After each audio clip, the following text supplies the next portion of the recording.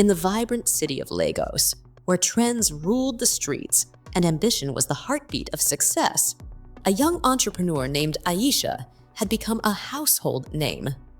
Her beauty cream, Glow Essence, promised radiant, flawless skin, and it delivered, or so everyone believed. Aisha's journey was nothing short of inspiring. She had started with nothing but determination and a recipe handed down by her late grandmother. With a small savings fund and a dream, she turned her modest kitchen into a laboratory. Mixing herbs, oils, and secret ingredients, she created a cream unlike any other. Within months of launching, Glow Essence was the most sought-after product in the city. Women lined up outside her tiny shop, desperate to get their hands on the miracle cream. "It's magic in a jar," one customer exclaimed. Others claimed it made them look years younger. Social media influencers couldn't stop raving about it, and soon, even celebrities were spotted endorsing Glow Essence. With her newfound success, Aisha's life transformed. She moved from her cramped apartment to a luxurious penthouse. Her shop expanded into a factory, and her face adorned billboards across the city. She became a symbol of success, a young woman who had built an empire from scratch. But as her fame grew, so did the questions.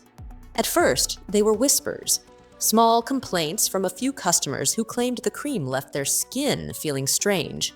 Some mentioned a metallic scent that lingered for hours. Others said they experienced slight rashes days after using the product.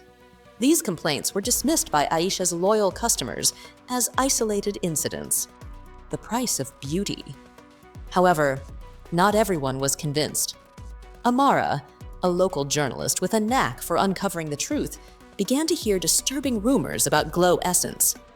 A doctor she interviewed mentioned treating multiple patients with unusual skin conditions, all of whom had used Aisha's cream. Amara's curiosity turned into determination. She decided to investigate. Under the guise of writing a feature on Aisha's success, Amara arranged an interview and a factory tour. When she arrived, Aisha greeted her warmly, proud to show off her achievements. The factory buzzed with activity, workers moving swiftly to keep up with the demand.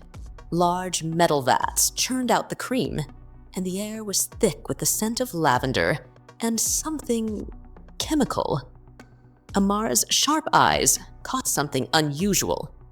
In a far corner of the factory, away from the busy workers, were several large barrels marked with strange symbols. When she asked about them, Aisha's smile faltered for a split second before she brushed off the question. "Oh, those are just for waste materials. Nothing important," she said lightly. But Amara wasn't convinced. That night, unable to shake her suspicion, she sent a sample of the cream to a lab for analysis. The results came back faster than she expected, and they were shocking. The cream contained ingredients that were not only unnatural, but potentially dangerous. Among them was a substance banned in most countries for its harmful effects. Amara's heart raced as she read the report. How could a product so widely celebrated hide something so sinister? She decided to dig deeper, returning to the factory at night to gather more evidence. Sneaking past the gates, she reached the barrels she had seen earlier. When she pried one open, the smell was overpowering. She shone her flashlight inside and gasped. What she saw confirmed her worst fears. Amara's hands trembled as she stared into the barrel. The cream's secret ingredient was far worse than she had imagined. Animal remains, bones, organs, and an unidentifiable mixture of substances floated in a thick, murky liquid. The stench was unbearable. She stepped back, gagging, her mind racing. "How could this be possible?" she whispered to herself. A sudden noise made her freeze. Footsteps echoed through the factory. She quickly turned off her flashlight and ducked behind the barrels. From the shadows, she saw Aisha, dressed in a sleek black dress, walking toward the very spot where Amara was hiding. Behind her was a man in a lab coat, holding a clipboard. "This batch must be processed carefully," Aisha said. her voice sharp and commanding. "We can't afford mistakes now. The demand is too high, and the profits are worth the risk." The man hesitated. "But if anyone finds out about this ingredient—" "No one will," Aisha interrupted coldly. "And even if they do, they won't dare challenge me. I've built an empire. My customers trust me, and they'll keep buying as long as they see results. Do your job and leave the worrying to me." Amara's blood boiled. She had seen enough. As soon as Aisha and the man left, she slipped out of the factory, clutching her evidence, a sample of the barrel's contents, and vowed to expose the truth. The next morning, Amara published her findings. Her article was detailed and explosive, backed by lab reports and pictures of the factory's hidden barrels. Within hours, the story went viral. News channels picked it up, and social media erupted with outrage. At first, Aisha tried to deny everything.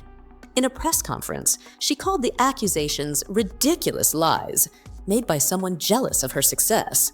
But as more customers came forward with their own stories, rashes, infections, and even severe allergic reactions, it became impossible to dismiss the claims. Government authorities launched an investigation. Aisha's factory was shut down, and inspectors uncovered more horrifying details. The banned substance in her cream wasn't just harmful, it was linked to unethical practices involving illegal animal harvesting. Protests erupted across the city. Once hailed as a hero, Aisha became a pariah. Her billboards were taken down, her products pulled from shelves, and her reputation destroyed. As for Aisha, she tried to flee the city but was caught at the airport. During her trial, she showed no remorse. "I did what I had to do to succeed," she said. "People wanted beauty, and I gave it to them. They didn't care where it came from, so why should I?" Her words shocked everyone. The woman they once admired was nothing more than a cold-hearted manipulator. The court sentenced her to prison, and her empire crumbled. But for the victims of Glow Essence, justice felt bittersweet. Many were left with lasting scars, both physical and emotional, reminders of how greed and deception could hide behind the promise of beauty. Months later, Amara was invited to speak at a women's empowerment event. She stood before a crowd, her voice steady and clear. "This story wasn't just about a beauty cream," she said. "It was about the price we're willing to pay for perfection.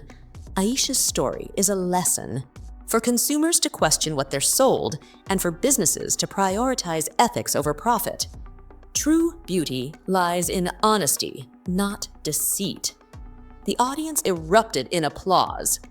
As Amara stepped off the stage, she felt a sense of fulfillment. She hadn't just exposed a scandal, she had sparked a conversation, one that would hopefully lead to change. And somewhere in her prison cell, Aisha sat alone, staring at her reflection in a small, cracked mirror. For the first time, the woman who had sold beauty to the world saw nothing but emptiness staring back at her.